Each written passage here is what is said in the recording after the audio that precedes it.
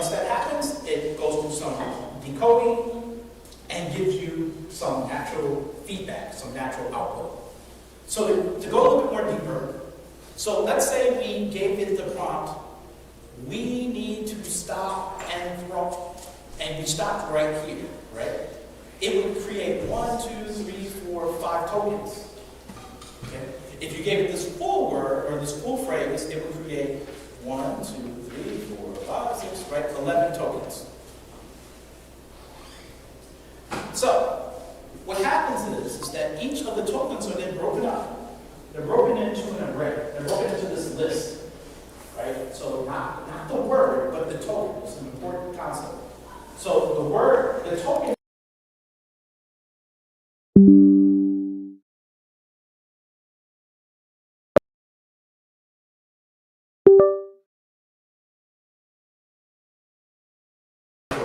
It may be letters with vowels removed, okay? But maybe no words because the projector just stopped working. Right, and what it does is it splits these up into a list of these tokens, and these tokens are nothing more than numbers.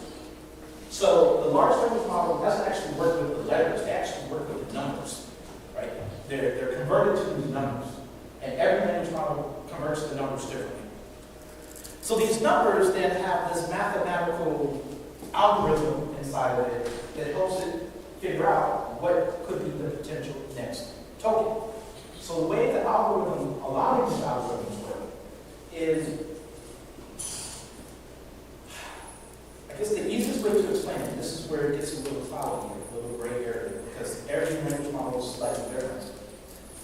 They realized that the original creators of this, so if you go back, there were some researchers and doctors that belonged to OpenAI. They created this engine that basically loaded up this dictionary, the source of information, and they converted the source into numbers. And what they realized by playing around with it was certain words have a relationship with other words. If you say dog, right? If I say dog, what's the next word that comes after dog? Food. So some people say cat, some people say food, right? But what's interesting is that if I were to say it again to another group, I would hear very similar responses. Cat, food, liver, right? I would hear, and what the engineers realized that there's a relationship between a single set of words. And they graphed this relationship out. They literally put it on this big graph. And they went, wow, it looks like bubbles. Literally, if you've ever seen some of the original documents, it looks like bubbles within bubbles. And it's like, okay, so if I go inside one bubble, this bubble is really close, but there's another bubble that's really far. And they realize there's a distance here between these bubbles. There's a relationship between these words. Some of them are really close relationships, and some of them are really far relationships. And so the math figured that out, and that's how they figured out how this is all going to work together. At the end of the day, this is machine learning, and machine learning, a lot of machine learning, especially statistical machine learning, is based off of statistics, which means probabilities. So if you're ever thinking about going into machine learning, dust off that probabilities textbook and start reading about it. Long story short, these are a listing of probabilities, P, and you can choose the top P, the top probability, if you want, in order to determine, like, okay, well, what might come next, right? And in this case, the top probability might be I, Z, I, and G. Okay? The most important thing I want you to really understand here about large language models and how they all fit together is that it is the prompt, which is text, and it is the output, which is text. I know you may be thinking, well, Dwight, you mentioned about creating pictures and creating sound and all of that. Yeah, but that's not a large language model. Yeah. So Dwight, basically, the data itself is stored vectorized? Yes. The data is vectorized inside of the repository. It's called an embedding. And what's the access method to that vector? That's I don't know. Is there an engine? Is that what an engine does? For the Yes. vector? Is that what is that the code they build to navigate to it? Yes, so the code they built called the transformer model, right? And transformer model is based off, the first thing that happens is that it makes a token into a token, and then that token that has these relationships, and then the transformer model is the deep neural network that builds the relationship between the words, and then it gets decoded out, and then it gets sent out to the normal text output, right? So that's like the general idea. Yes? Good question. Is there any semantic connection or meaning to the tokens, or just a random numerical value assigned to it? Every language model, that's like their intellectual property, right? So every language model builds their tokens based off of some unique thing. In the case of the original language model, ChatGPT, the GPT model, GPT-1, it was based off of this idea of something called attention. Okay? Attention. It was based off this idea of attention. Attention, the way it was defined, if I remember the original paper, is defined as what is the closest proximity of one token in a 3D, not in 3D space, I can't remember, in the depth space of that model. When they talk about large language models, they're not talking about how many words are in the database. That's not how large a model is. They're talking about how many parameters. And when we say parameters, it's an easy way to explain this. Okay, let's say you have a spreadsheet that has 5 rows and 5 columns, right? A spreadsheet is like 2-dimensional. It has rows and it has columns, all right? Large language models take that spreadsheet and they multiply it times a billion. So you have row number 1 and column number 1, and then you have another layer. And you have billions of those layers.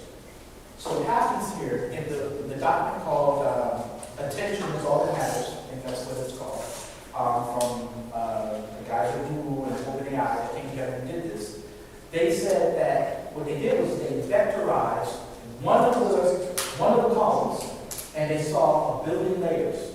And they noticed, which is called a head, they noticed that this head had strong relationships in that the way it kind of formed was that the head had strong relationships. So what they started to do was they started to put multiple heads together called multi-head attention. And they realized when they put one column with multiple layers next to another column with multiple layers, they started to build another relationship between those two, going this way. So when they graphed it out, it looked like these multiple dimensions of data. All right? So when we say that, when you ask the question, what's the semantic layer between the numbers, right, the embeddings or the tokens, every language model has they build it differently, right? They build their neural network differently with different weights and different values and different patterns, and that's what makes up that language model. That's what makes DeepSeek a little bit better at certain things than Mistral or than Llama or than GPT, right? It's all about how they build their network. So I can't answer the question of, well, the semantic layer actually means this to this token, because that's not the truth. And that's one of the things that scientists really don't know, because there's just so much data that they can't pinpoint. Matter of fact, if you read any document from Anthropic, which are the guys who built the MCP servers and some other things, when they built their model, they didn't understand it one bit. So they had to go out and literally build code to help them explain the thing that was produced, because they didn't understand it. So the key takeaway here is that the only thing you really need to know with large language models, and the only thing it really does, is it just tries to figure out the next most likely token. That's the only thing a large language model does. Anything else that you see behind large language models, generating pictures, videos, and sound, that's other stuff. That's not the LLM. All right? That's other components doing other things that may be AI-based, right? That create the picture, that create the videos and the sounds. But the language model, all it cares about is what's the next token, which represents a word that it's going to try to figure out. All right. So, last couple of slides here is, how do you interact with LLMs? Well, you know that the prompt is the most important thing. When we have an LLM, as long as we give it a proper prompt, it will give us some output that we can use back. And that's how we build applications with it. By downloading an LLM or using one that's in the cloud somewhere that already has all the vectors and all that stuff already pre-built for us. We don't have to do anything. We just use it. And then we can call it by passing in the prompt, and it returns us the output. So that's why you hear this term of prompt engineering. Prompt engineering is all about how well can you build the prompt. And prompt engineering says that we have different types of prompts. And yep, the people who made the language models realize after playing with it enough, certain prompts do better at certain things than other prompts. So there's like, I don't know, 7 major type of prompts that are out there. You hear terms like zero-shot prompting. Zero-shot prompting is basically just sending the data and say, here, go for it. It's like, you know, you go to Google, it's like, you ever gone to the Google page that says, I'm feeling lucky? You click on the I'm feeling lucky link, right? And this kind of gives you something random. That's like a zero shot, right? You just send it something and then it gives you something. It might be random, whatever it gives you. But not really that random. Random, but not that random. And then we have something called one shot or few shots prompts, which basically says, I'm going to give it an example so it has one or more examples to learn off of before it just gives me the answer. Another one is called the chain of thought prompt. That's this idea where in mathematical equations or logic equations, when you are trying to feed a language model to give you an answer that is tricky, especially like math problems, like the vocabulary math type of problems, the language model will easily get those wrong. And so, like if you said something like, LLM, I want you to be a math instructor and try and answer this question for me. And you say, John has 3 apples, and Susie has 2 apples, and Tom came in and gave John 2.5 of Susie's apples, but subtracted John's apple minus Susie's half of an apple. How many apples does Tom have, right? And LLM will just get lost. A lot of times, it will get lost. It may guess an answer that's close, but it won't be the exact answer. Yep. Can you explain a little bit about, you mentioned about the original model, GPT-1, obviously that expanded beyond that, but the difference of having a model that was built that is stable, maybe with efficacy of 80% or whatever, and then what happened afterwards, which was having to ground it to be able to give some of those answers, especially Microsoft and use Copilot and Bing, and the difference between the two, because that's really what evolved now, like a hybrid environment. Yeah, that's a great point. So there was a lot that you said there. Let me see if I can unpack it a little bit. So, what's your name, sir? Wilson. Wilson. So Wilson was making reference to the fact that when language models came out, they came out with different versions. First off, when a language model comes out, it's frozen in time. So one of the myths that you hear a lot about was, oh, don't be careful when you send it to the ChatGPT because it's training. Not exactly. That model is frozen. Now, what they're doing is they're taking your responses and they're saving it to train the next model. Not that current one that's there, right? It's going to be the next one if they do decide to use another one. And when they first came out with some of the first ones, the accuracy was way off, it was very slow, and you couldn't get any complete sentences with the first versions of GPT. So they needed more data. And now that they get more data, they made the prompts a little bit more specific. They kind of trained it on some very specific data. And when you say that, that's another way of saying it. You ground the data. You're basically saying, I'm going to add in context so that the language model doesn't go all over the place. When it goes all over the place, it's called hallucinations, right? So we ground the data with very specific context so it stays on point. It stays within the realm of what we're trying to discuss. Right? And that's one of the big differences between search engines and language models, right? A lot of people say, well, what's the difference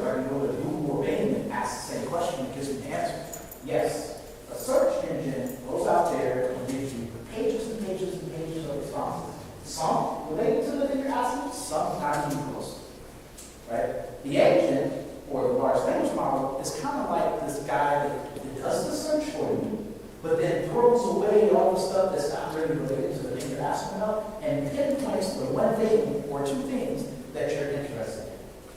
But again, it's based off of the question that you've asked, the prompt that you're giving.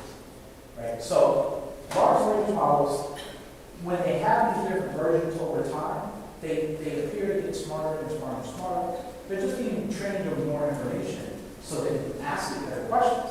Not only that, the world is now being taught how to use it.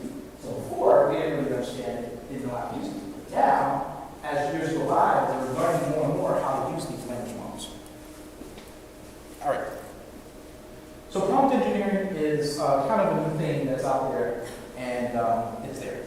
All right, so you guys ready? Enough of me talking? You guys want to try this out? Ooh. Yes. Yeah. All right. Open your browsers, please. Open your browsers. Hopefully, you all have access to this point.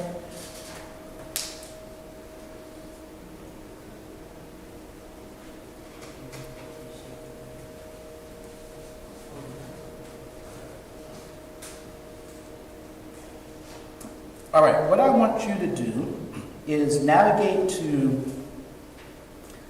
copilotstudio.microsoft.com, and I have to make sure I'm in. All right, so I have, I don't know if this is a good account or not. So I tried to create a student account similar to the ones you have, so that whatever bugs and errors you get, I should get the same thing. So go ahead and log into copilotstudio.microsoft.com. It will probably redirect you to copilotstudio.preview.microsoft.com. I don't know why, but it probably will do that. And then at that point in time,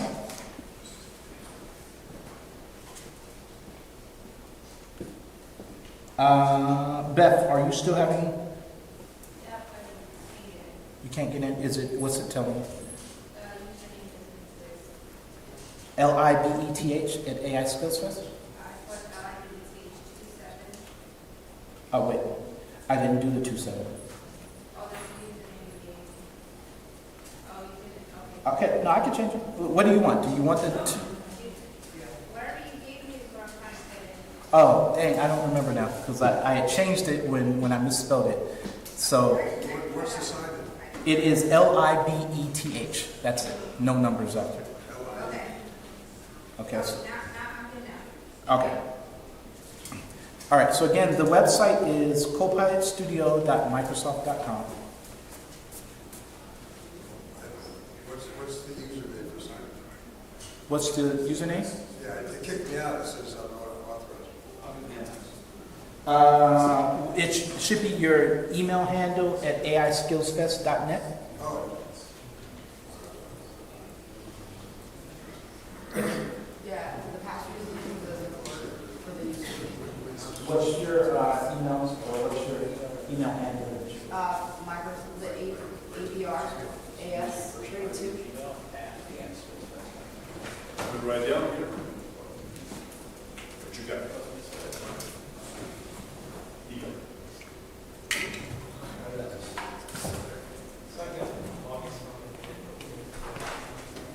Saying your account password is incorrect. AIS, right? Yep. 32? Yep.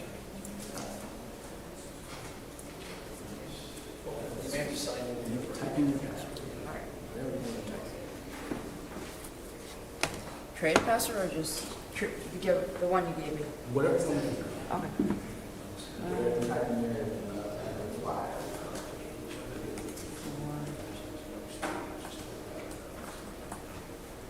Oh. Come on. All right, there we go. All right, perfect. Reset.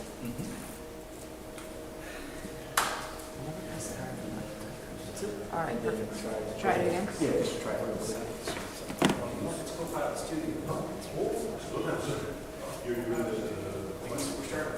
He's going to go through this. He just wants everybody. So just to reiterate, we're not waiting for you to do something. We just want to make sure we're all together in the same spot. So if you see yourself with a website that looks very similar. This will be blank. Over here, you might see these icons, or at least you'll see Copilot Studio at the very top. If you're in that website, you're in the right place. Just bear with us, we won't want to be there together.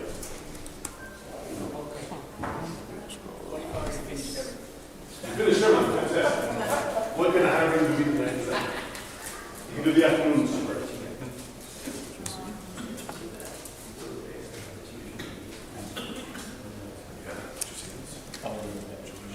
Yeah, I just have to re-upload it, so.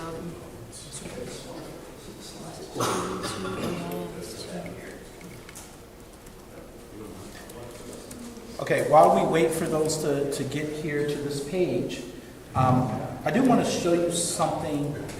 This is not a part of the steps. I just want to show you something that you might get confused on, just in general. So overall, there's many co-pilots, all right? I don't expect you to follow along here. I just want you to kind of hear me out here. There's many co-pilots. There's Copilot for Azure, there's Copilot for Windows, there's Copilot for Microsoft 365. You get a Copilot. You get a Copilot. There's tons and tons of these Copilots that are out there. They're even non-Microsoft Copilots, right? A couple of points. When you go to copilot.microsoft.com and you are signed in with an enterprise account that has an enterprise Microsoft Copilot license, it redirects you and takes you to a web page that looks like this. When you go to copilot.microsoft.com and you open up like a private window and you are not signed in, it takes you to a web page that looks like I don't want you to sign in. Go away.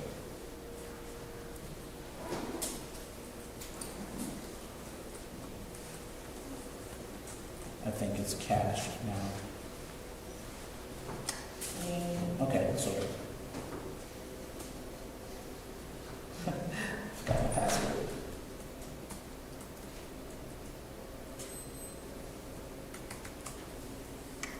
Yeah. Sign in with account. Oh, good, signed in already.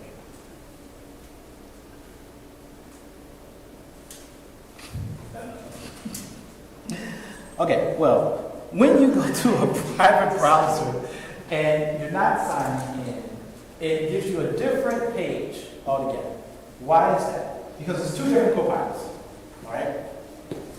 One of the copilots, this one, is enterprise friendly, and what that means is, so I didn't really explain this, but the first large language model that was created was from OpenAI. It was called GPT.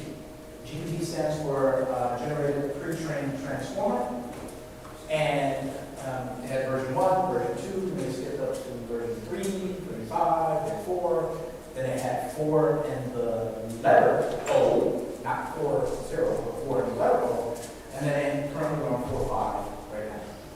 So that means different versions of these language models. The original GPT language model is open source, in the public, in the wild. The problem is that no company on earth will take this language model and open and allow you to put intellectual property in the wild. Microsoft realized this and they said, okay, we're going to copy the OpenAI GPT model and we're going to run it in the Azure cloud specifically for a company or organization intended. So it's your copy, basically. So what we're going to be working on today is basically our own internal AI skills test version of this running in Azure. When you see pages like this, this means, and you see the word up here at the top that says work. This means that everything you do in the language model stays within the security guarded walls of your enterprise. When you go web, that means now we're using the public version of it. When you don't sign in, that means you're using the public version of it. So you just want to be aware of which Copilot you're in, so you don't stick private information in the public, because again, whoever has that language model may decide to use your information for the next version of the language model. All right? So I wanted to bring that to your attention.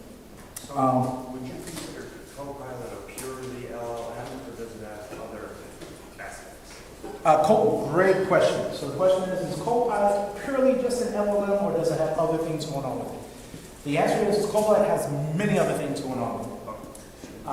Specifically, Microsoft 365 Copilot, there's a pipeline, there's an orchestrator, there's purview compliance stuff that's happening. Your prompt that you send in to Microsoft 365 Copilot is not the prompt that goes into the LLM. They modify the prompt. No. Yeah, you do. They modify the prompt to make sure that you're not trying to do anything crazy or wicked or whatever. So that's when, you've probably heard of jailbreaking prompts, or you've probably heard of prompt injection attacks, maybe. That's this thing where you can trick the language model to do things that you shouldn't be doing, or the engines that built, the teams that built the language model didn't intend for that language model to be used a particular way.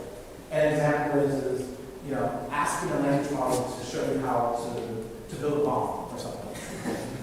So Microsoft does their best to stop the language model from doing that, but hackers are hackers, and they have figured out ways around it, right? They figured out through crafty, very ingenious prompt techniques. I'll give you one, it's kind of interesting. When you use any type of language model, they all have like this thing where you can add content, you can add a file, right? And that becomes the input that you want the engine to kind of understand and ground the data off of. Well, you can also, in that add content, add an historical prompt. In other words, you can tell it, load this previous prompt that you answered questions on. So what hackers realize is that they can create this fake prompt history that says, you are an agent and you're supposed to do this, but you stopped from doing this, but you did tell me that I could build a bomb doing this, this, and that, and then you could fake it like the engine gave a response. Oh, yeah, I'm not supposed to tell you how to do this, but I really told you, like, if you really want to do it, you can do it this way. And they load this fake conversation into the language model, and then they ask it a question, can you continue the conversation? And it bypasses some of the security. So that's called a historical prompt injection attack. And Microsoft does its best to, when they find these things, to stop it. I mean, that was actually recent. That was like 2 or 3 months ago, somebody figured that one out, and they had to break it. All right, back to Copilot Studio. Sorry about the break in action. I don't know where it went. Is this it? Yeah. All right, so hopefully everybody's at the screen, yes? Show of hands, people here? All right, very good. All right, so there's an easy way to create agents. And the other thing I wanted to show you about that last page I was at was right here. I don't know if you can see this. You see this? Hey, Dwight, I see a couple of hands here. I want to make sure. Okay. You, just put your hand up real tall if you need help. You need help? All right. In the web page, you notice there's this thing called create an agent, right? When you create an agent, it gives you this little wizard that allows you to build what we refer to as a declarative prompt. We're going to do this with Copilot Studio, but the reason I'm showing you this here from the web page, it's not in Copilot Studio, right? I'm just showing you something. When you do this from the web page, and you create these agents from the web page, notice at the top it says Copilot Studio in big words, right? You think that if you build it from the web page, it's going to be saved in Copilot Studio. It's not. So if you build this web page declarative agent thing, it's only saved through the web page. You can't find it nowhere in Copilot Studio right now. All right. So little caveat: try not to get caught up there. So if you see this, don't do this. Right? Don't use this mechanism.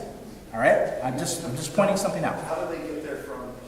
You're in the No, I'm just showing you, this is a caveat. We're not doing this. We are not doing this, all right? What we are doing is Copilot Studio. So, now, let's create an agent. The way you do that is click the create button right here. It's a nice big create button. Click on create. It's going to ask you, okay, you have a bunch of agent templates that are out there already. Do you just want to build one from a template, or do you want to build one from scratch? So if you wanted to build like a, set up here now, but if you scroll down, if you want to build one that does voice, right? Like you want to build a bot that answers the phone that allows you to get in voice prompts and make you do all that fancy stuff. There's a template for that. If you want to build an agent that answers questions on the website, you can put that, it builds one for that. So they give you templates that you can use. For us, let's just keep it simple. Click on new agent. That's all I want you to do. Click on new agent. Don't build one from a template. Just build a blank one from scratch. And we're going to build a declarative agent. What a declarative agent simply is, it's an agent that we're going to tell the agent builder, we're going to tell it to build us an agent with text, with just words. All right? That's all we're going to do. All right, so what I want you to do is I want you to come over here and type your message and say, create a real estate agent that can answer questions about property listings.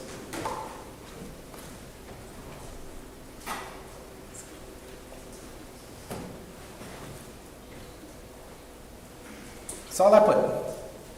Create a real estate agent that can answer questions about property listings. Oh, maybe we want to say in South Florida. Why not? Let's keep it a little bit specific to local to where we are. In South Florida. Okay? So just type that in the bottom of your screen. Yeah. Do the capital letters mean anything in this kind of prompt? No. Not at all. Submit that. And misspellings don't even mean anything. They can figure out your stuff. There's titles. And when you're done, click on that little send button, this little icon here, envelope or flying origami paper thingy, whatever this is. Paper airplane. Go ahead and click on this little button when you've typed that in. And what you'll notice here is it'll just start creating stuff for you. It's like, okay, good, sure, I'm happy to help you. It will, now what you've done is you've given it context. It knows, okay, I'm focused on real estate. So it's not going to be a math tutor. It's not going to create scientific formulas. It's going to focus its brain and ground its data right now on real estate properties in South Florida. Notice over here to the right-hand side, right, it's telling me, okay, just giving me just some descriptions of things it thinks you may want it to do. We could change this later, but I'm okay with what it came up with. All right, now it also is asking me, hey, how about we name it this? Yours may be completely different than what mine is saying, or maybe something similar. I would just prefix the name with like your initials because we're all on the same tenant, so I don't want everybody naming it the same thing, if that's possible, and we step on each other's toes. So just say, no, don't name it that, name it and give it a name. So in my case, I'm going to say, name it DNG Property Guide. Right? That's all I'm going to type in. I'm going to tell it what the name is. And what you'll notice is over here, it gives it the name of your agent. That's simple. So now we have a named agent. And notice it's asking now, okay, well, do you want to refine what else we should do and it's giving you some hints? Do you want to include prices, include locations and features? Yeah, say that sounds good, right? Include prices, locations, apartments. Get creative here. Houses, condos, corporate buildings, not owned by Trump, I don't know. And yeah, and just, get creative. Do what you want here.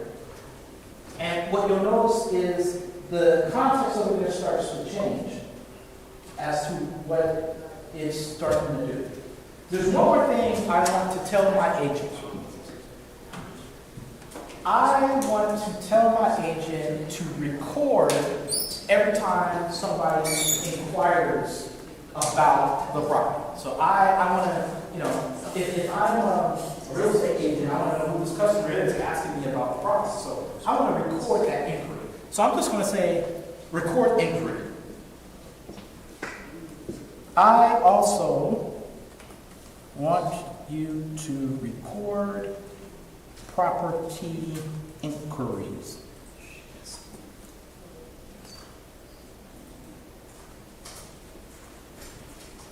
All right.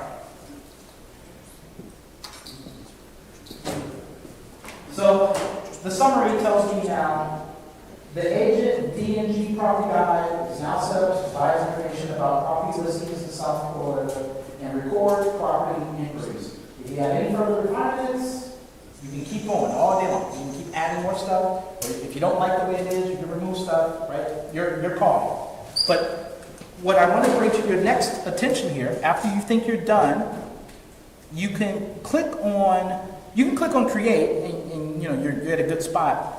But I want you to click on skip to configure for a second.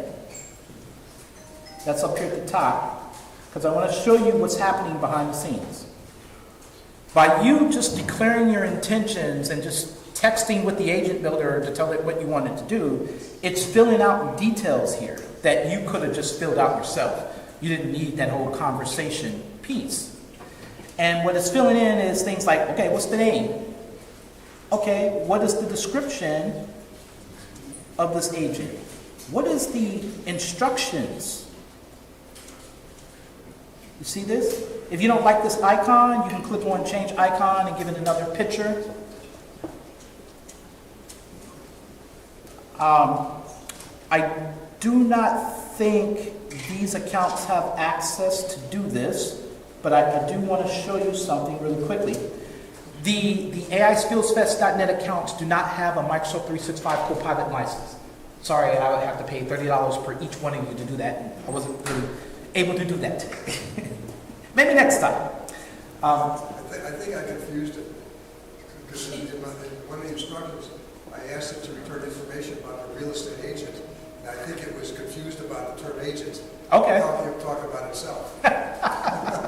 You could definitely confuse the LLMs, that's for sure. But if you click on skip to configure, right, and you go back over here, you can go back and change the instructions. Because all it's doing is filling in the instructions, right? You can just remove it. Oh, so you can edit a previous... Yeah, you can do that too. Yep. You can, in the conversation, you can say, no, revert back to the previous, right? You can do that. Okay. I wanted to show you something really quickly. Your accounts do not have access to this, but if you did, there's this visual creator here, this right here. It's another agent that's available for me. So if I wanted to create an icon, I could just tell it right here, create me an icon for a real estate agent property picture that's 16 by 16, and it'll just generate a picture for me, right? So I can do that, just to show you. Create I don't even know what size it needs to be. I think it's 48 by 48.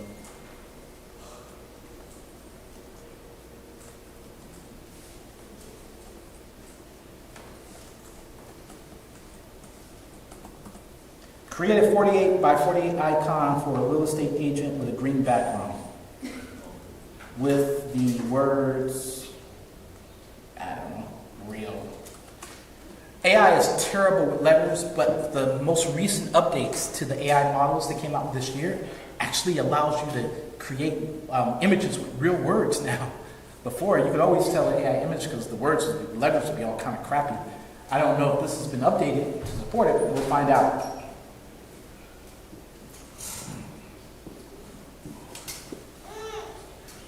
See what it does. It's going to give me 4 different images that I can select from. Hopefully.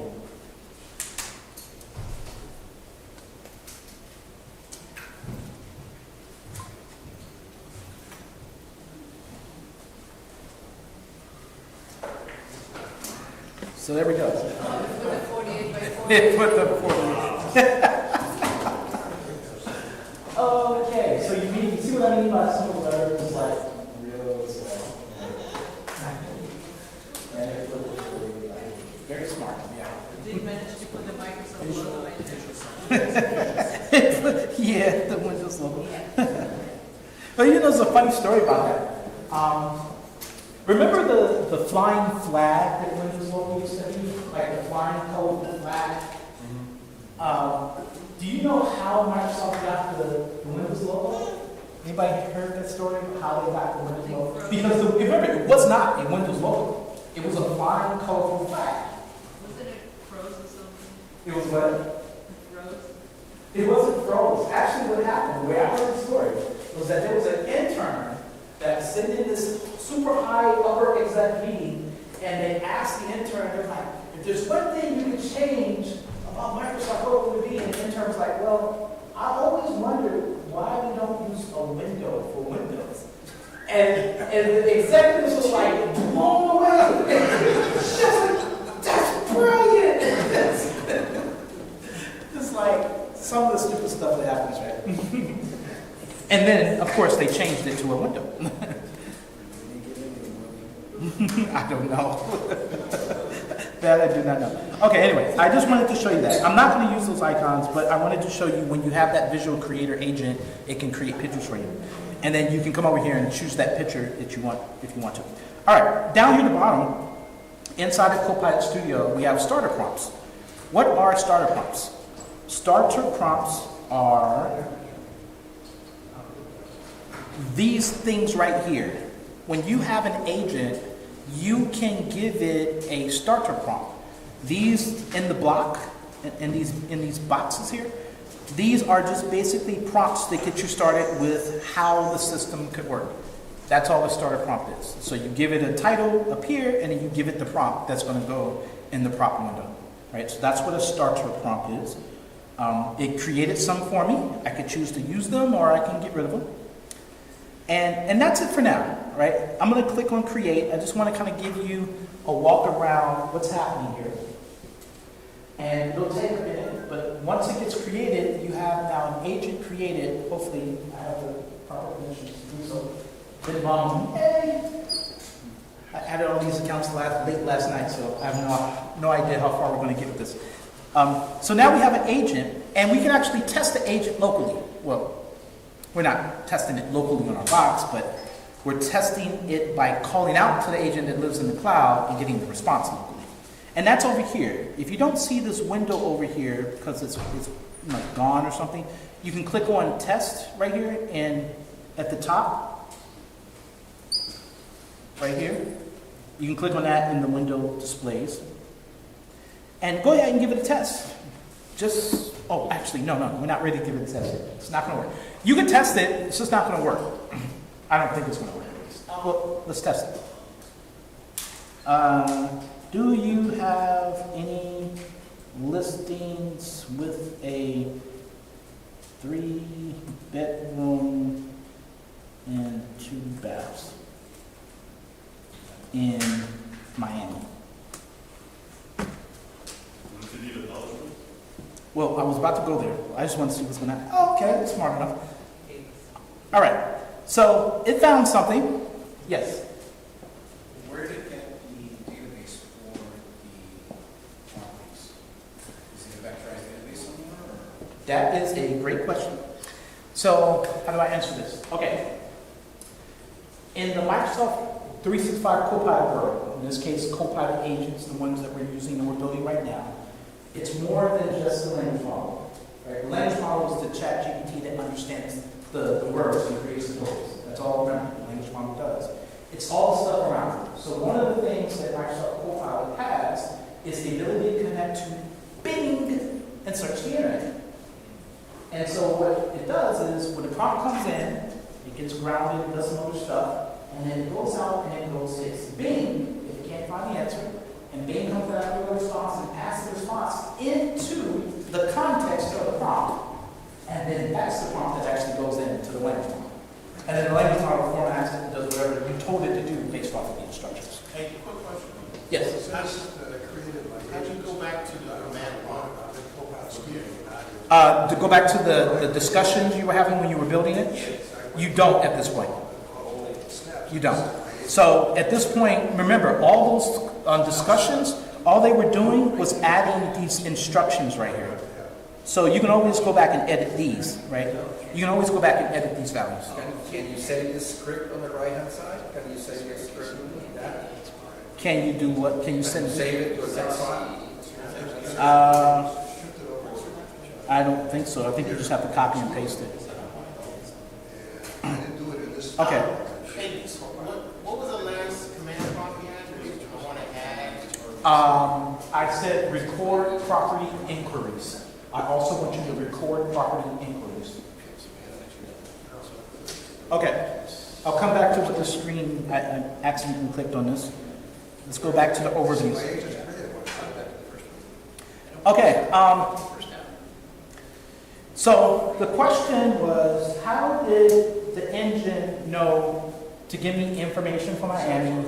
I told you it was Bing, but how did it know to go to Bing? How did it know to go to the internet in the first place to pull this information?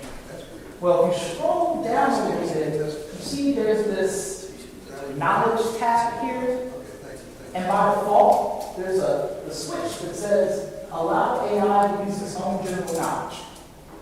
That's kind of misleading, because its own general knowledge is not like just the language model, it's because Microsoft has access to it. Okay. Now, there's another switch here that says enable your agent to search all public websites. If you were to turn this off,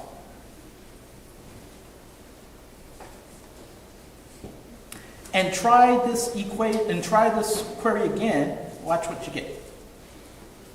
Do you have any property listings with a 3-bedroom, 2-bath condo in Miami?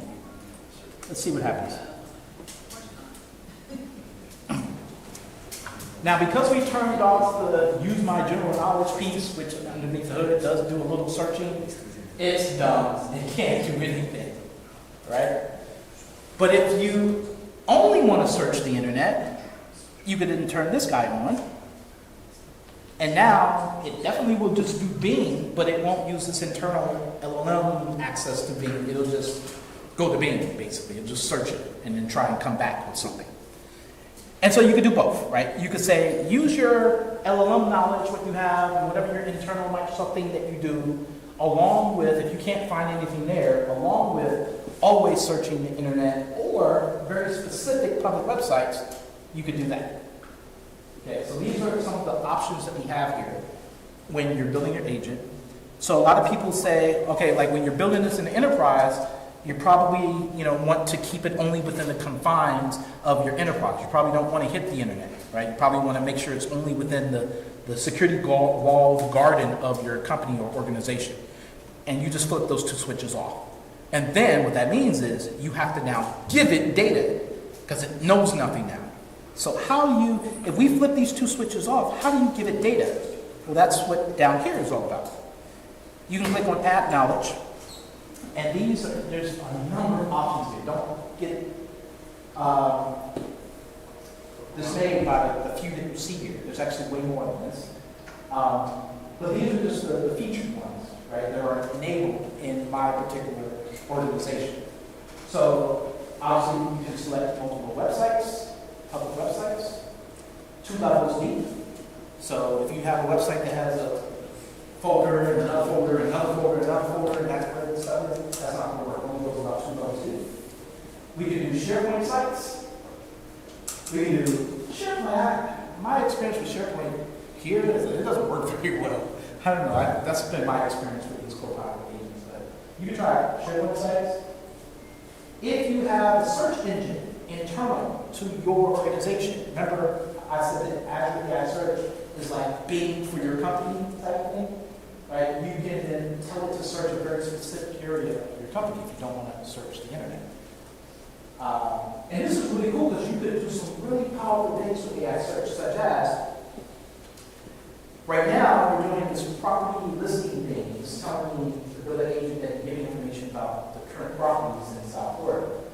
But what about if I add more things, such as give the ability to allow somebody to take a picture and upload the picture, and then based off the picture, tell me what properties that you have that are similar to the picture. Well, in that case, if you give it a picture, remember, large language models only work with like text and tokens. So what you need to do is you need to take the picture and convert it to a description of what is in the picture. Text. So if you take the picture, convert it to a description of what AI sees in the picture, you're going to take that description and send it. And you can do something very similar with AI search. Right? You can build this thing called a skill that says whenever pictures come in, make it go through cognitive services and get the description of it and stick that in the AI search engine instead. And there'll be a relationship between the picture and the description. That's an advanced thing, but you can do that. We got the Dataverse, SQL, and there's more options here.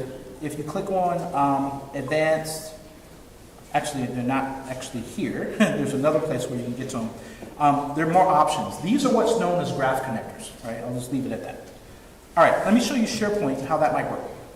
Everybody has access, I hope, to this SharePoint site. What is the site? Crap.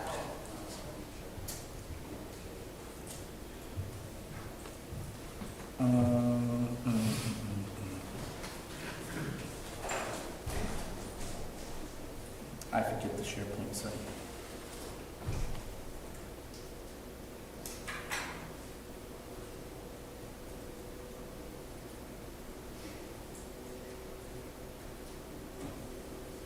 Everybody should have access to the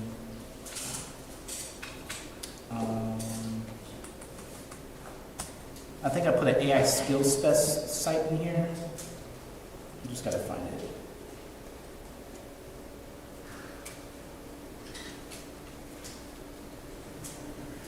Here it is. So, I wish there were a quick and easy way I can get this to you. Is everybody on WhatsApp? Like on the South Florida Data Geeks WhatsApp? Oh man, I can't post to the WhatsApp group. Okay. What was that? Basically the slide. It's in the slides there. Oh, so, well, I mean, I have it, I'm connected, but it just, this is only community admins can send messages. Okay, whatever. Well, just to show you, you can't really do it unless, you want to type this full URL in, but here's the idea. But you come over here and paste in the location of where your SharePoint site is.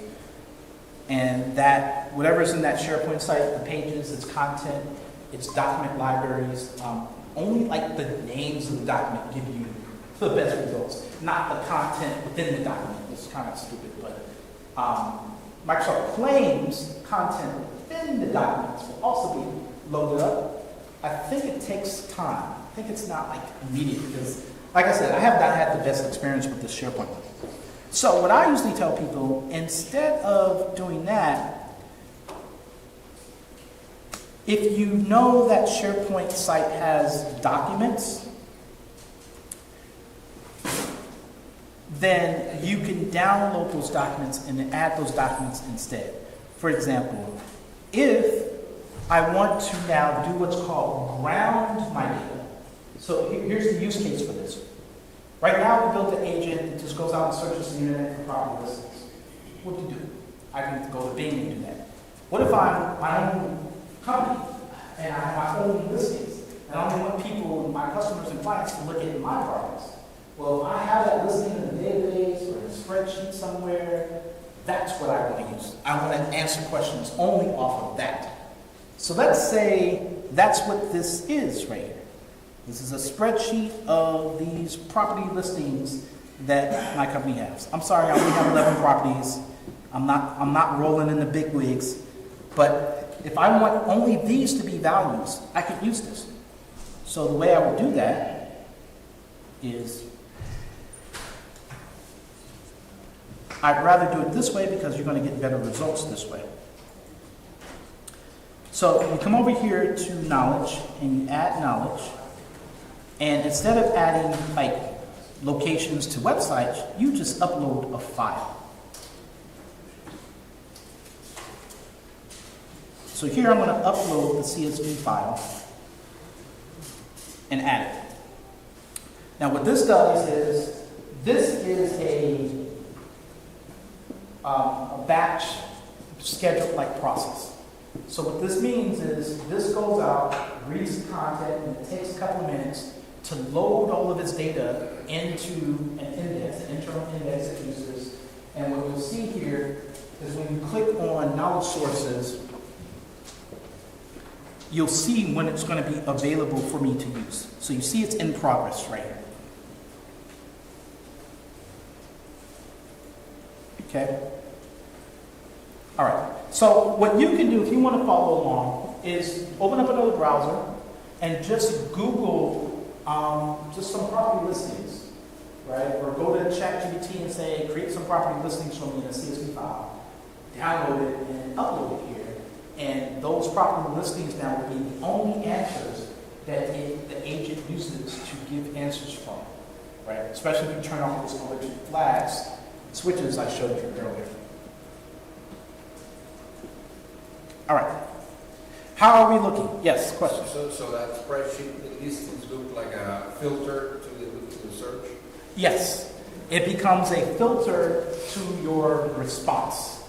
Another way of saying it is, Response. it actually, to be more technical, whatever documents or sources that you add in, it adds it to the context of the prompt is actually what it does.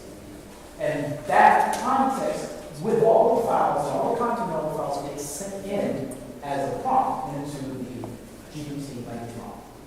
Right, the one running in that. So whatever source that you feed, you're saying, that one, the spreadsheet being one. So whatever source you feed it gets added as context into the prompt that goes into the language model. And then the language model then does this thing and gives you the response back. And it also, when does it add up all the guardrails for Copilot or what, before you see them? So Microsoft Copilot adds, before it submits the prompt, it adds in its security guardrails to say, be polite, be professional, don't do all crazy stuff. Yeah. And then that gets added as well. And then when the response comes back from the language model, there's more guardrails that happen. When you have something like Purview, Microsoft Purview, it goes through compliance checks, data sensitivity checks, DLP policies, data loss prevention policies, things that say, oh, the response has a security number, either mask it or strip it out. Right? That's if you have the Purview for your company. So you can be rest assured that you're not going to, give out any security numbers if it's configured right. Now this example you gave, it was you were inside of a domain and started your own web, your own Office 365, for instance, and you submitted a request outside to bring your realtor back in. Now, can you add content that you may have in your own environment? Yeah. I mean, that's what the knowledge sources is, right? You choose where you're adding this content from. It can be internal sources, internal files, internal websites. And that's in the knowledge. And that's the knowledge tab. However, yes. However, the thing I want to stress here is that this is like a batch process. You saw how it took a few minutes for this file to load up. It's not immediate, right? So the more data that source the longer it takes to index it. And it is indexed. What that means is, if that data source has updated, if it updates every 5 seconds, it's not going to see the last 5-second update. Once it's indexed, it's there. You have to go back in and tell it, oh, go re-index, right? Go back and refresh if that data source consistently updates. This is like a static scale data source. Is that clear? With knowledge sources? So the next question becomes, well, what if you need real-time data? How do you do that? You have that answer. Like IoT stuff? What's that? Like IoT streaming data? Yeah, like if you have an IoT sensor that's sending you updates every second or every event, that's why we have this thing called actions. Actions allow you to perform some action. Now, this action might be go query and get some real-time information, or this action might be go insert some records into a table or a database or update a spreadsheet. It's whatever action you want to do. Maybe the action is send an email to somebody. Maybe the action is delete something. That's what actions are there for. So is that clear what we can do with actions? And the difference between just having knowledge sources that just are updated at one time versus having actions that go out and query stuff or update stuff or delete stuff or just perform some executable task. All right? All right, before we add the action, let's just test it out. Let's see what it looks like, right? Remember, in my design, I took off the generative AI, I took off the, I'm taking off these 2 values here, so it's dumb. I'm taking off the web search, so there's no web, and I'm going to try and test it out now. I added only that Excel document and that SharePoint site. Let's see. Do you have any property listings for 3-bedroom, I don't remember the file I did, condo or apartments? Apartments. Yeah. You can also put the last 90 days or the last 30 days, something like that. Mm-hmm. If your data source has dates and times and when the property was listed, yeah. So notice there, it didn't hit the internet, it didn't use the AI engine, it just used that Excel file and figured it out. Okay? And so now, my company is responding with results and answers from my data sources that I have grounded the agent in. All right? But this is all just question and answers, right? I'm just asking the questions, just giving me answers. Nothing more than a glorified search engine with very specific filters. If you were to input like a PDF file, can it pull the data from there and then? Yep. PDF files are. But how does it create the table if it's, let's say like you have let's go with the, let's say you have a picture of a house. Yep. And it has maybe 4 panes, right? So it could put 4 panes to that window or let's say like, does it create a measurement? Like let's say, well, what's the size of the windows? Can it do that? Like put that information? Here, no. You're asking for something that's more complex than what this tool can do. But can it do it? Yes. All right. So the thought is, if you have a PDF that's based off of a picture, you need to send it through an engine that can change the picture into text, right? And so the picture itself is just a picture. So you have to send it through a pipeline or a process that can reason about the picture, convert that into words or a description that is added as context into this image. So you wouldn't do that here because it's just not smart enough to do that. Actually, that would be a great segue to bring Dave up and say, Dave, your turn. Because that's what we're going to show stuff like that next, right? That is like, okay, we've gone past the limitation of what we can do with this tool. This is a really quick, how do you build an agent with really quick files and answer questions and do stuff, because I usually need to do stuff. Let's do the do stuff part. This is the add action part. So, if you want to use the SharePoint site, I don't know if you could see this URL here. I wish I could. You all should have access to this website here. all you have to do is type in this information right here.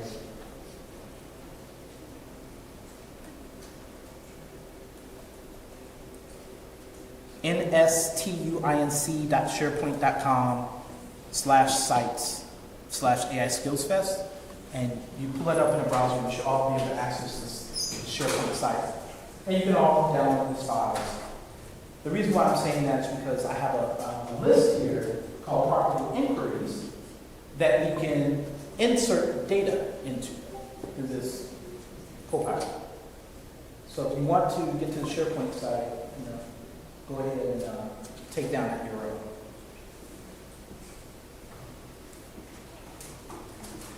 All right, listen. It's in the slides. That's in the slides. That's what you guys were saying. I could put it in the slides. Duh. I'm sorry, I am a little slow at times.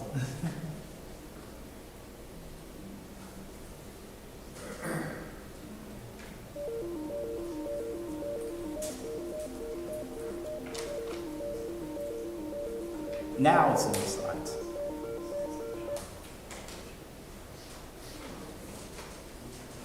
Okay. Now where are we at?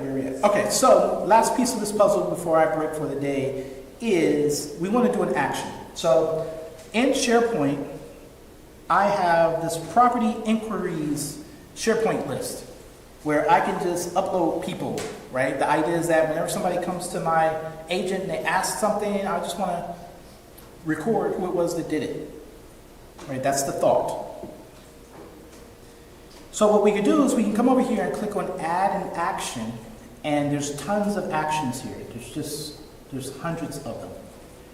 For those that know something called the Power Platform, these are like operations of Power Platform connectors. So there's like 1,500 Power Platform connectors. That means there's 1,500 some odd potential actions that you can use to use that. You can connect to ServiceNow, to Jira, to SAP, to PeopleSoft, to NetSuite, to SharePoint, to Jira, to whatever CRM, ERP, SaaS product is out there. There's probably a connection to. Right? You can connect to if this then that, to Zapier, whatever it's called, to Google Docs, to OneDrive, to AWS block storage, to you name it. It's probably a connection here. You just have to type it in the box and you'll probably find it. So here, I'm going to choose create an item. And this is going to create an action that allows me to add an item to the list. Now, this is the important part here. When I connect up to some external system, right, it needs to have, most likely that external system requires some authentication, some permissions, some credentials that you need to log into that system with. Well, when we're building agents, what's the identity we're going to use? Are we going to use the identity of the customer using the agent? Or are we going to use the identity of the author building the agent? Those are like the two options that you have. And that is what this is talking about right here. How do you want this, what ID do you want this agent to run as?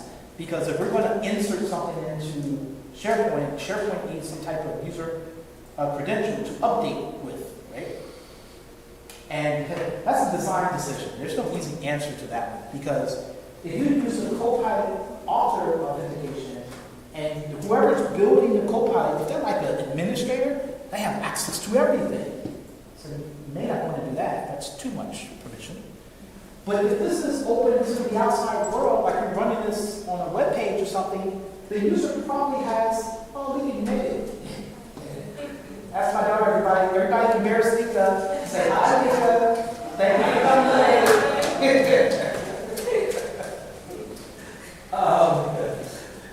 In case of, if you're running this on a web page, the user probably is an anonymous user and they have no authentication, right? So you probably won't be able to use that. So you have to kind of figure out what to do there. It's not an easy answer, right? And that may be the reason why you don't go with Copilot Studio at all, because of this important point. Yes? Could you have a specific user on SharePoint that you can select here? You sure can. So you could create a specific user with the access that you want, Yeah. so that whatever's going into your CRM or whatever, it's going to be in the right permission. So that would be what we refer to as a service account. You could create a service account just for the bot. This bot has its own identity, right? A lot of InfoSec companies hate service accounts. Why? Because service accounts don't clean up well. Right? They just go on forever and forever and forever. And nobody typically knows or remembers what that service account was for. It was never named properly. And it has all these permissions, and InfoSec wants to delete it. And as soon as they delete that account, everything stops working. Right? That's typically what happens. Yeah. Not to call the kettle black. Android ID doesn't work with SharePoint. That's another point. There's no good answer here with Copilot Studio in this scenario. There are other things that you could do, but I'm just bringing out some points, right? Thank you. Okay, so here we can choose. I'm going to choose Copilot Author. Because I'm running with this student account anyway that has super permission. I'm just going to click on Add Action. I'm going to speed it up because I know we're almost at that time. All right. So when you add this action, it just gets added to the actions area. And I'm going to go in and further. You have to further configure this. But I'm going to talk about some of these other things, and I'll go and configure the action. We also have something called Add Trigger. Now, this is the ability to create what we refer to as an automated agent. An agent that can run based off of some external event. So this is this idea of, okay, if somebody uploads a file to SharePoint, I want this agent to run. If somebody sends an email in to somebody, I want this agent to run. And it's kind of a trick, because it's not doing anything fancy. All it really does is it creates a Power Automate workflow that has a trigger on it that calls Copilot. So for those that know what Power Automate is, that is the graphical way to build a flow chart or a flow process or a workflow of events. Okay? And so you can come over here and say, I want to create a trigger that runs every 5 minutes. So every 5 minutes, the scheduler or timer kicks off, this agent will run. You could do something like that. Yes? So, for example, if somebody added a new row on the SharePoint with a new listing, it can check every 5 minutes for a new row and add it to your agent. Yes, you can do that. Exactly right. It's just based off of external events or timers. And you can tell it when, and so what happens here is when the Power Automate workflow runs, based off of whatever your trigger is, it gathers the details and it creates a message, a text, and that information with the text gets sent into the agent. And it treats it like a prompt, and then it does whatever your agent is designed to do. All right, I'm not going to turn that on. And I think the last part of this is the starter prompts we already talked about. All right, so last piece. Let's configure our action. Before we do this, I want to run it now to show you what happens when you just add the action. So I'm going to come over here, just refresh my chat here, and I'm going to go, I am interested in some rental properties. Can you contact me later? Right, so I'm trying to type a prompt that makes the system think that you got to record some details about the person to get back to them. And hopefully, because I didn't configure this, I didn't tell it anything, so hopefully that's smart enough to know it's got to go do something. And let's see how well that does.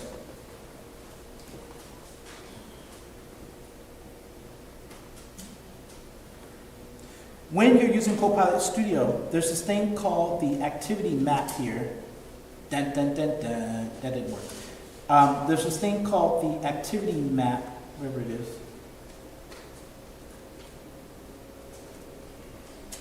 Where is it? Activity. Okay. Three dot lineage. There's two of them Where? Oh, track between topics. I don't see it. Okay, maybe they just renamed it and I'm just missing it. There is, when you run your flow, there is an activity map that allows you to see graphically what is happening step by step. And it pulled up earlier in this talk, but I don't know what happened now. All right, okay, but in this particular case, it was not smart enough, right? It couldn't figure out what to do. It just gave me a list of properties. All right, oh, now it pulls up. Oh no, this is just topics.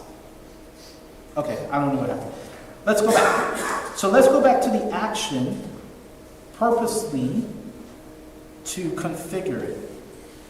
So to configure it now, you have to use language. You have to kind of nudge it a little bit. So the first thing we need to do is tell it that this is like for adding properties. So I'm going to change the name here, and I'm going to say add property inquiry, because that's what we are talking through. And then the next thing, maybe we change the name to add list item. So we're trying to be as clear as we can here, the wording. And then save it. And then the next thing we want to do is we want to configure now the inputs, because we said that we want to add some data to the list. We have to tell it what data to add, right? Or give it some hints to figure out what data to add. So if I go back to the SharePoint list, you'll see that the SharePoint list has a name column, has a when, a description, an email, a phone, right? So it has these columns here. So I can use these columns as values that I can hint the agent so it knows extract information and try and upload this table with the information. So we go to inputs, and the first thing it needs to know is, okay, where's the SharePoint site? Number one, it doesn't know that. So we need to give it a SharePoint site. The next thing you could do is, if you know the exact list name, you can just come over here and tell it what's the list that you want to upload it to. So I happen to know that, so we'll do that. And now is where we start to add in details about what's in the list, what fields we want to upload. So I'm going to click on add, and notice here, because I've pointed it to the SharePoint site and the list, it knows about the columns from that SharePoint site and that list. So I can say, I don't want to use name, I want to use the title column. This is a stupid SharePoint thing. The title column is renamed as name, but internally it's called title. So you got to use the internal names. This is SharePoint, stupid thing. All right. So here, I wanted to get the user name that's going in the title. Oh, I'm sorry, I did that wrong. That's in the description. Get the user name who is interested in the property. Okay? And then maybe another piece I want to add here is the email and the phone number. Let me save it because my internet's starting to act a little wonky. Okay. Add. I have a question. Yes. In your company example here, what if your company had an internal source of listings or data that was in a database or somewhere? How would the agent know where to do that? Can you give an example where it would be able to add that to whatever it was using? Yes, so you would create an action for that, SQL action, Oracle action, whatever database it is, MySQL action, and then in here you would configure the query, if it's a query that you need to pull the data. If it's an insert, you have to configure the input parameters of the query for a store procedure or the input, right? So you're just like configuring whatever the values are that you need. And how you configure them could be a number of different ways. This is one easy way, right? You could just hard code values, or notice what this says here. dynamically fill in the best option based off of the entire user's response. So AI is going to kick in here. And AI is going to try and extract, in this case, the title from, it's going to try to extract the username and stick it to the title column. Why? The username is because I'm telling it by description, I want you to try and use the username from the response. How does it know what the username is? From the context. It just tries to figure it out, right? This is what AI large language models do. They give us relationships between words and then fill in the details. Okay? All right, last piece. I'm just going to do this in email address. So, did I do email already? Yeah, email. So, notice here, it automatically added the description about email, so I didn't have to do anything there. All right, so I'll save it. And now, I'll test it again. And let's see what happens.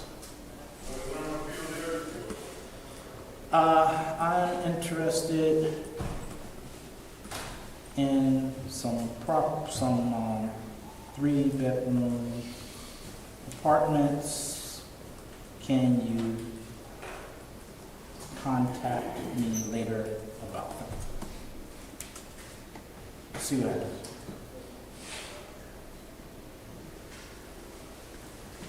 Maybe it works. You know, I should have said property inquiry is probably what I should have said. All right, let's try it one more time.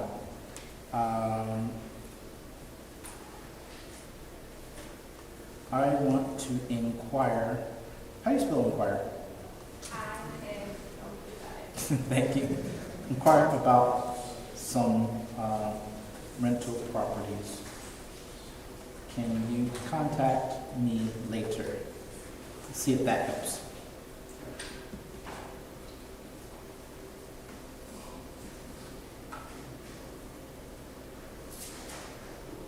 Okay, it's not kicking off, so I have to give it a little bit more information, right? So this is a game that you have to play between your descriptions that you give it and the parameters, right? Actually, I forgot one more thing. My bad. This guy right here, this is the important piece. I forgot to tell you this one. Use AI now to respond to events and your prompts. You got to turn this guy on. This is going to listen to everything that's coming in as prompts and try to extract out information from the prompt and attach it to your actions and everything else that's going on. If you don't do this, you'll try this all day long, it'll never work. Okay? So I'm going to turn this one piece on. And now I'm going to try it again. And hopefully this should solve my problem. I'm interested in some rental properties. Can you contact me later? Fingers crossed, knock on wood, hopefully this works. It worked. So, it pulled up my action. And it realized it's a rental property that it needs to look for. If I scroll down, in order for me to add to the list, I'm going to need to give it a name. I'm going to need to give it an email. But notice it automatically pulled my email because it knows me as a user because I'm signed in. So fill that in for me, right? And so what that means, if I go back to here, SharePoint, maybe there's an entry there. Boom. A little bit wrong, but you could fix that. It put in the word rental property inquiry instead of the user's name. But you can change the description and kind of manipulate that a little bit more, right?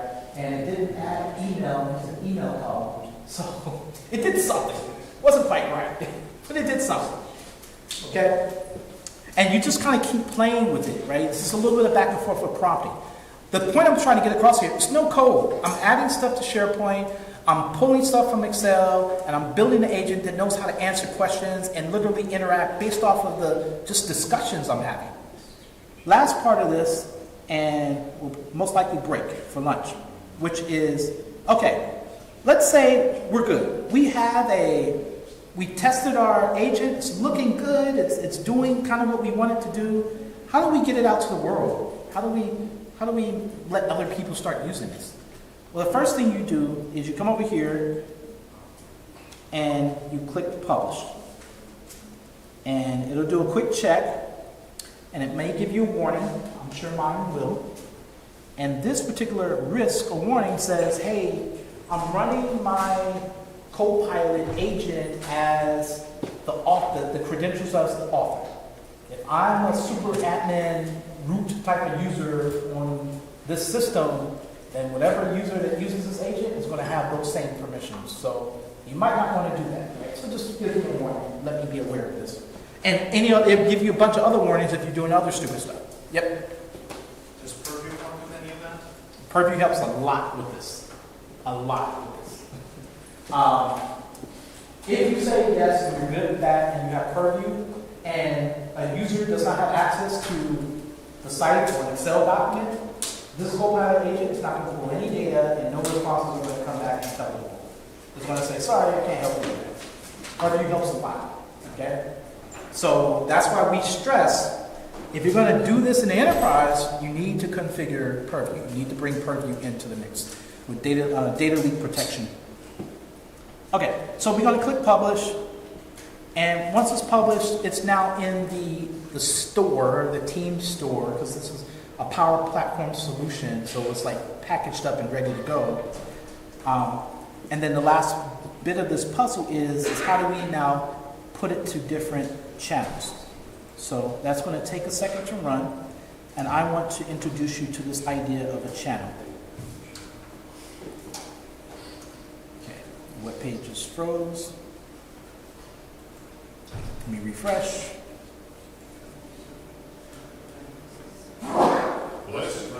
Last year.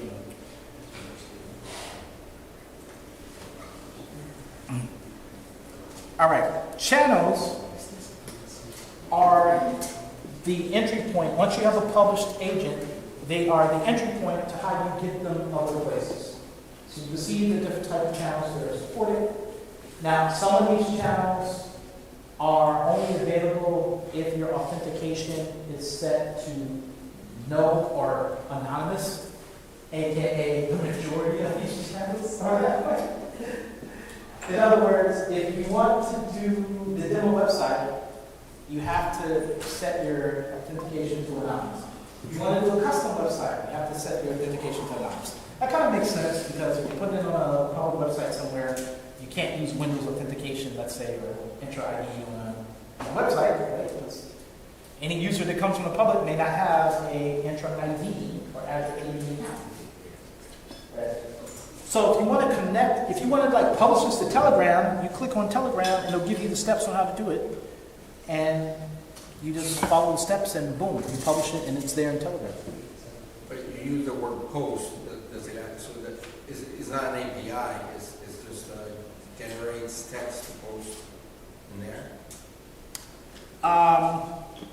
Let's say in Facebook, let's say where you have the little buttons with, forget Facebook, LinkedIn. In LinkedIn that you're offering your services and you want to consult with me and connect to make an appointment. Right. Right? Can you generate the code to do that, or is it just a text? Yes. So this is what I mean. If you come over here to settings and you go to security, and here under authentication, we choose no authentication. When I do this, this is going to break the SharePoint piece because SharePoint requires the authentication, right? So I come over here and choose no authentication.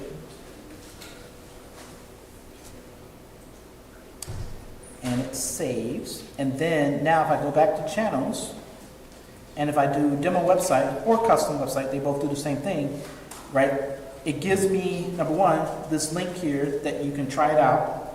And I'll post that in the slides so you guys can play with it.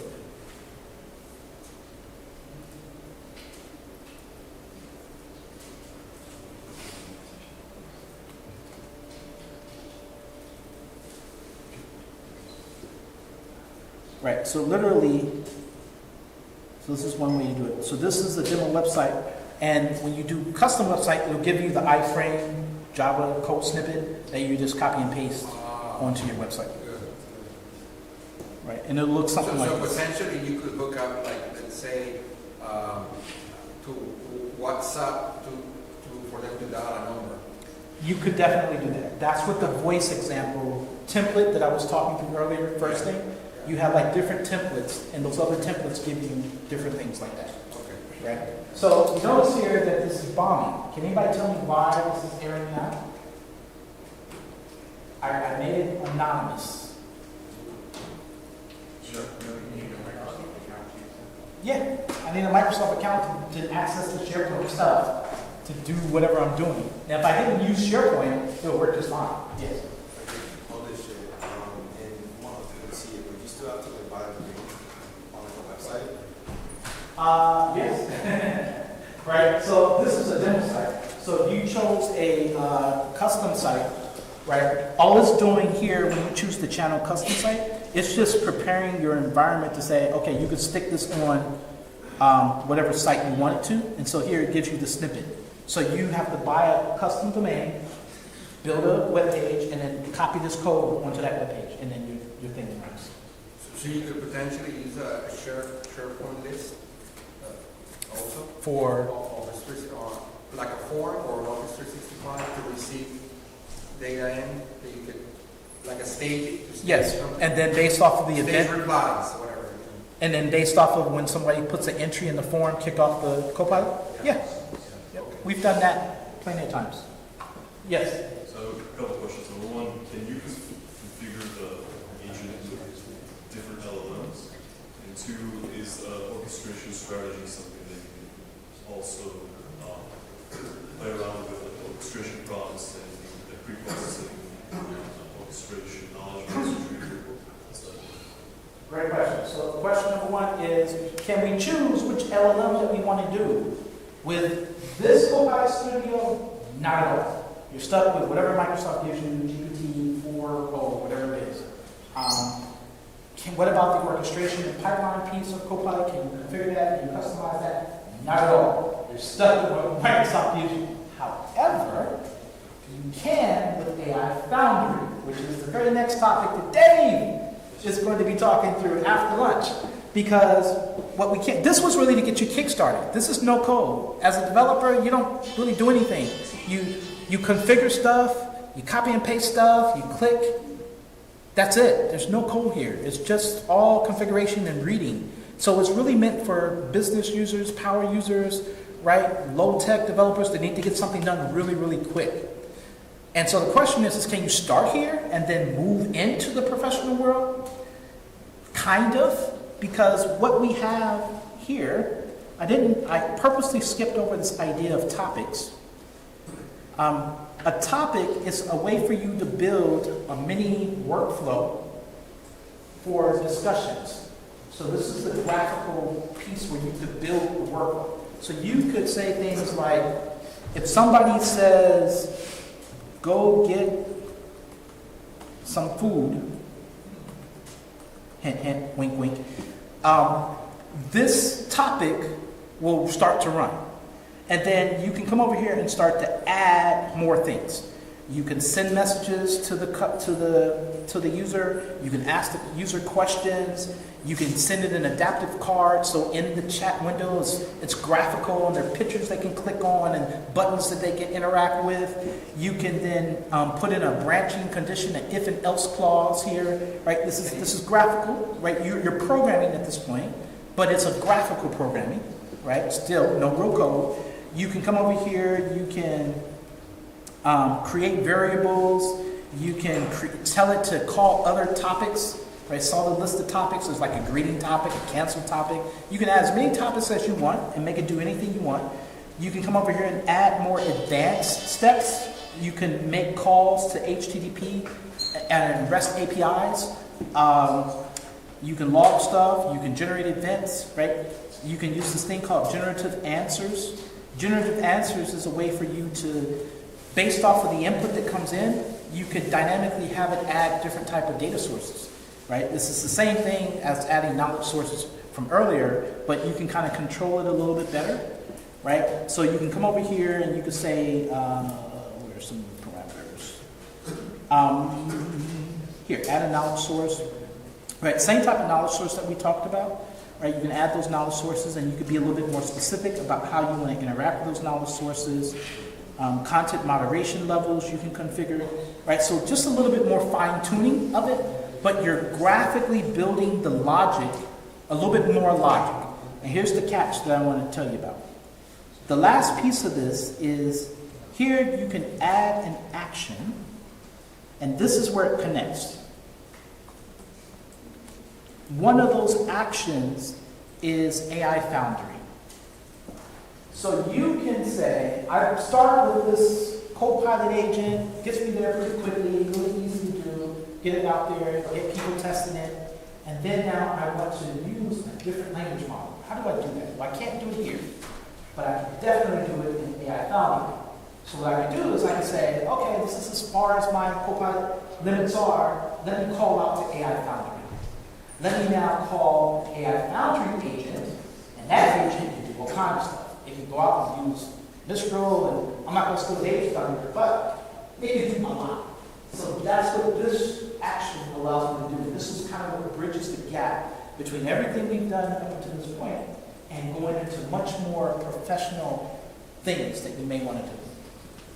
So if you wanted to set up an event that's listening, let's say like I told you before, like the SharePoint list that is empty, and you want to listen to them, or inspect them instead of listening, inspect them to make sure it has records to process. Can I set up a trigger to do that, or do I have to put it in some kind of schedule to check? You could set every now and then. definitely set up a trigger to do that. But on this side, or do I have to go to the front end? Your choice. Oh, okay, so it could be done in Copilot. Yeah, you could do it here in Copilot. You could go, I wouldn't do it in Copilot, honestly. I would do it in Power Automate. And what is it, Flow? I forget what the website, make that powerautomate.com. So let me show you that really quickly. And then there's one more thing I needed to show you. Oh, one last thing before I get into Power Automate. So if you've built your agent, give yourself a round of applause if you've gotten something to work. Now, you probably want to take it home, right?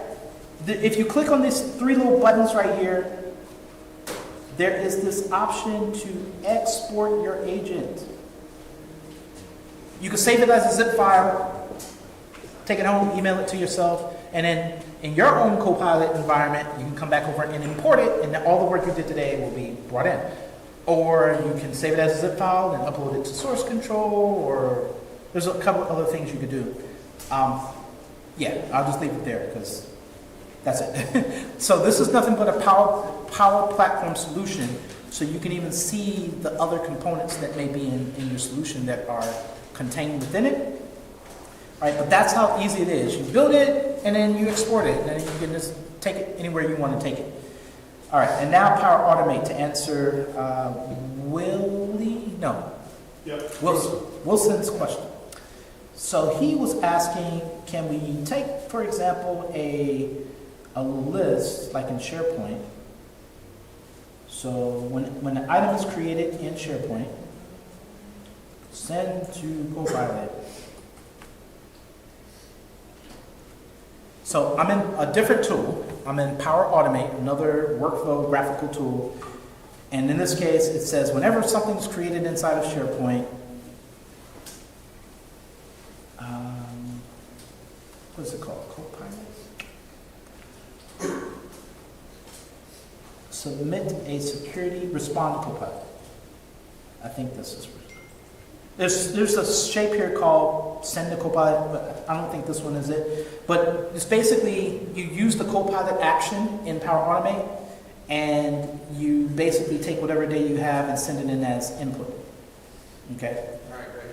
Dwight, how do we get to? That's it. That's all I was doing. So thank you guys so much. And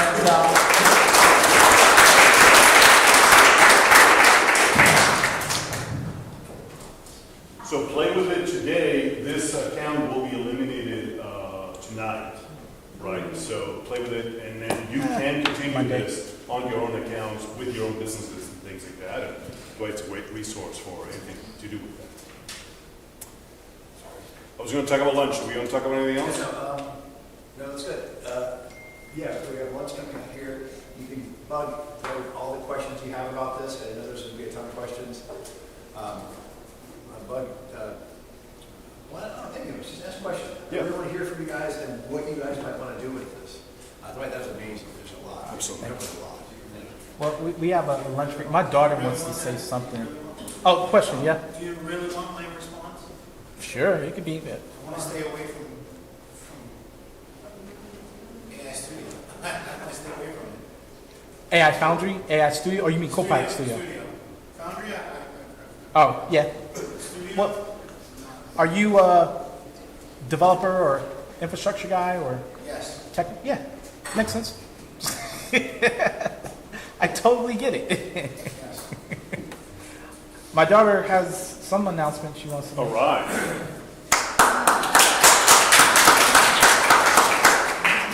I need the microphone for confidence. You need the microphone for Yes. confidence. Do you want a stand-up one for, we have one there, or do you want the one Yeah, that, the Jan Jepson, underneath? Just underneath there. Just open up that thing and you'll see one just in the bottom. Then the one you connect it, and you give it to her, it should be on. Okay. Okay, hi everyone. My name is Ms. Goins. Hopefully you all learned a lot of information today.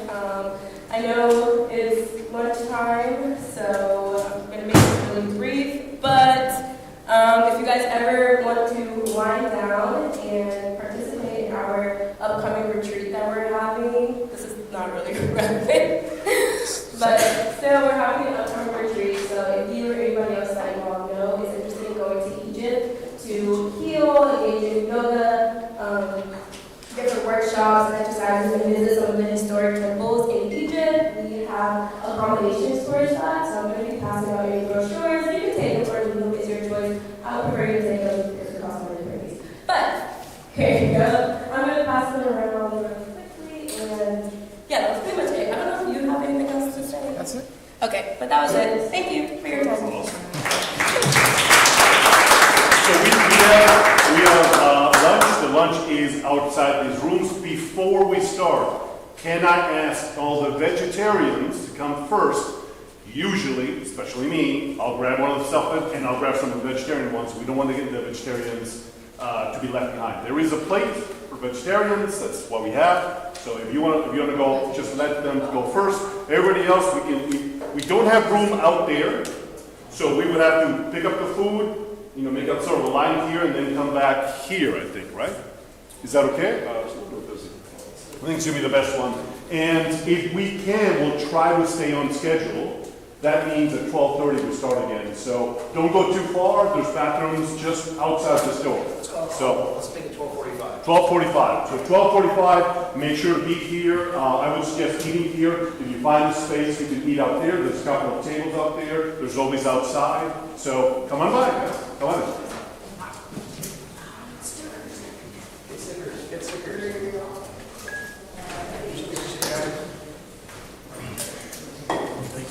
Yes, thank you. Oshadi? David. Okay. Okay. So, LinkedIn, I kind of like this. I kind of like it. Oh, okay. So, thank you very much. So that's a good email for you? Yeah. Being going to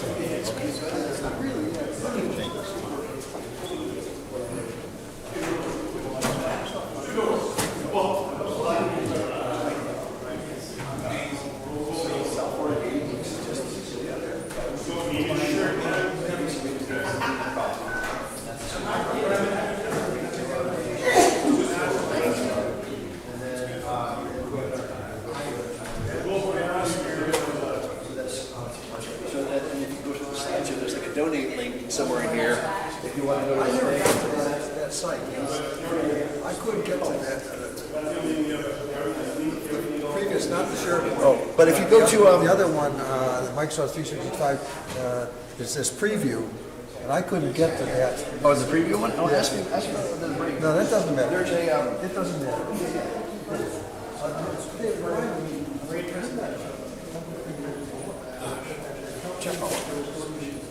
Skyline data. Remember Skyline Chili?